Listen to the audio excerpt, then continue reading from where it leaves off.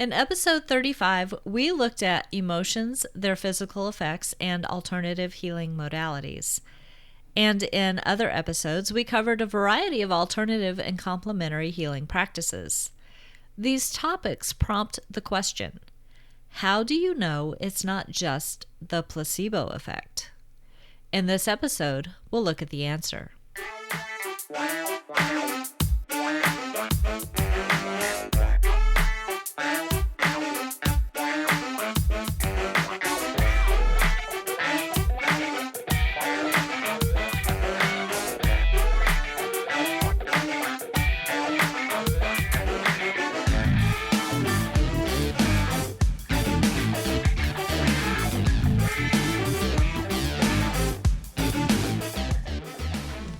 Happy New Year and welcome to the PEEP Podcast. I'm your host, Nicolle.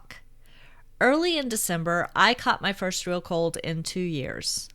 The normal cold symptoms lasted about 9 days, but I'm one of those people with year-round sinus issues, so I ended up with a nagging cough through the rest of the month.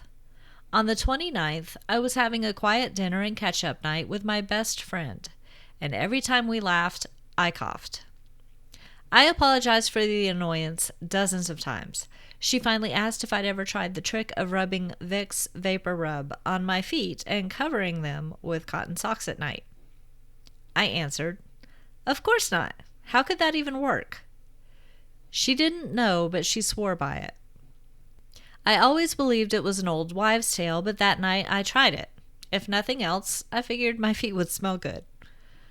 The next morning, I awoke without a cough. In fact, I coughed so little that day, I was sold. Now that I look back, who am I, really, to balk at an old-fashioned remedy like that without trying it first? I should be more open to those things, but for whatever reason, that one just seemed too good to be true and far too easy to work. I still don't know the mechanism, but I'm now a proponent of trying it. Was the positive result the placebo effect? Maybe. With alternative and complementary medicine like naturopathy and modalities ranging from yoga and Reiki to the emotion code and shamanic healing, it's easy for skeptics to say people who find relief through them are just experiencing the placebo effect. But what does that actually mean? And if it's true, does it matter? Let's think about this for a minute. A placebo is a sort of fake treatment used in clinical research studies to determine if the real treatment actually works, or at least that was its initial purpose. Trial volunteers are split into at least 2 subgroups. One receives the real treatment, and the other unknowingly receives the placebo. At the end of the trial, if the placebo group reported similar results as the group that received the actual treatment, that treatment would be considered a failure. But things have changed over the years.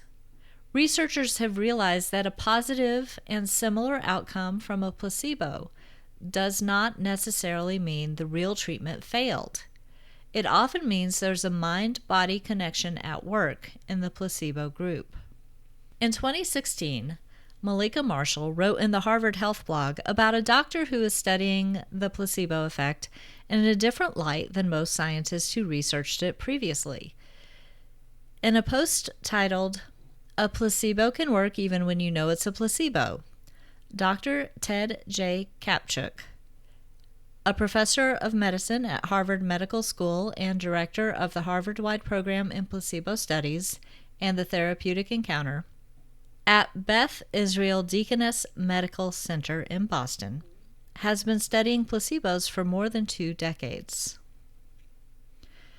In that article, Marshall quoted Dr. Kapchuk as saying that according to his research, people can still get a placebo response, even though they know they are on a placebo. You don't need deception or concealment for many conditions to get a significant and meaningful placebo effect. In fact, the doctor thinks open-label placebos could be a valuable treatment for people experiencing the types of symptoms that trial volunteers have to self-report. For example, migraine pain, fatigue, and nausea related from cancer treatments, mood changes, etc. No, a placebo won't cure cancer, but based on his research, it can certainly ease some of the symptoms related to radiation and chemotherapy. In a follow-up article on the same Harvard Health blog in 2021, 5 years later, titled "The Power of the Placebo Effect," Dr. Kapchuk reiterated his findings and elaborated a bit more on what a placebo treatment might look like. In a clinical study, the process of participation usually includes visits to the doctor, receiving a treatment or a placebo, and reporting on how you feel afterward. There's a ritual to it, and the mind knows the body is receiving attention. That seems to be the trigger for a positive placebo outcome. Dr. Kapchuk isn't the only researcher to see the benefits of using a placebo as legitimate treatment. A 2022 article on the University of Michigan Health Lab website titled, "In Studies and in Real Life, Placebos Have a Powerful Healing Effect on the Body and Mind," states, according to psychologist and placebo expert Irving Kirsch, who has studied placebo effects for decades, a large part of what makes antidepressants helpful in alleviating depression is the placebo effect. In other words, the belief that the medication will be beneficial. End quote. The same article explains that the expectation of a positive outcome created by the process of taking the placebo activates the body's natural ability to heal itself. Where have we heard that before? Hint, in the episodes listed at the beginning of this one. As many energy healers I've talked to say, where the focus goes, energy flows.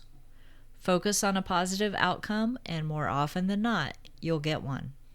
The 2021 Harvard Health article goes on to say that non-pill placebos may work just as well, including practicing self-care. Here's another quote from Dr. Kapchuk.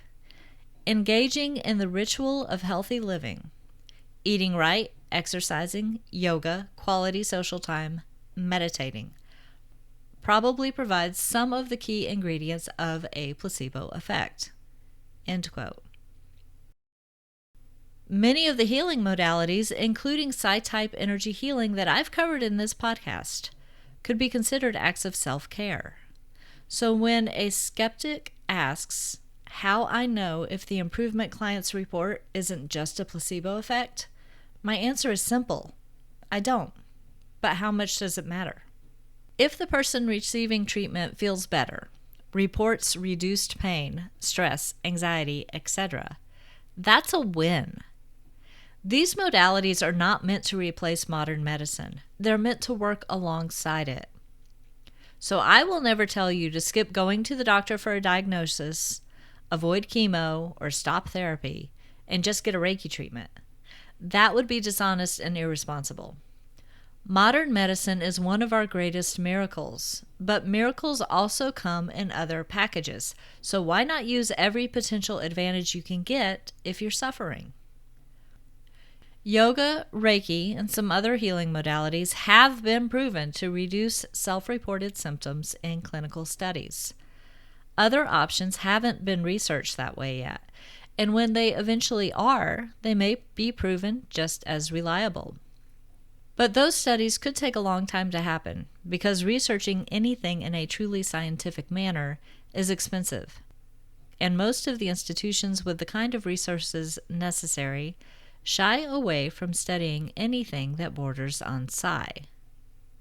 In the meantime, non-clinical data such as survey answers and stories from clients of alternative healers who experienced positive improvement of their symptoms should not be ignored. Might those stories just be the results of a placebo effect? Of course. But good news is good news. Hope is a powerful thing, and we need more of both in our world. Thanks for listening. I'm putting the links to the 3 articles I quoted in the show notes in case you'd like to read them for yourself. And if I mispronounced Dr. Kapchuk's name, I am truly sorry. If you're interested in sharing your own paranormal stories with us, or if you have an idea for an episode topic, please reach out through the contact form at peeppodcast.com. That's PEEP podcast.com. Remember, that stands for People Experiencing Everyday Paranormal. While you're there, sign up for my newsletter and be entered to win. I only email it once or twice a month max. You'll receive briefs on recent episodes, information on any upcoming appearances, news, and some additional fun stuff. For example, in December, I randomly drew the name of a subscriber to win signed copies of my 3 most recent books. You can keep up with the show on its Facebook page, facebook.com/peeppodcast. If you enjoy the podcast, please give it some rating love on your favorite podcast app. Share it with friends and subscribe so you don't miss an episode. Doing so will help the podcast be found by others. A huge thank you to everyone who's given the show some love. I truly appreciate it. No matter how you support the show, listening, telling others about it, financial support through the donate button on the website, or any other way, I absolutely appreciate your being here. Thanks again for listening. Stay safe and be well.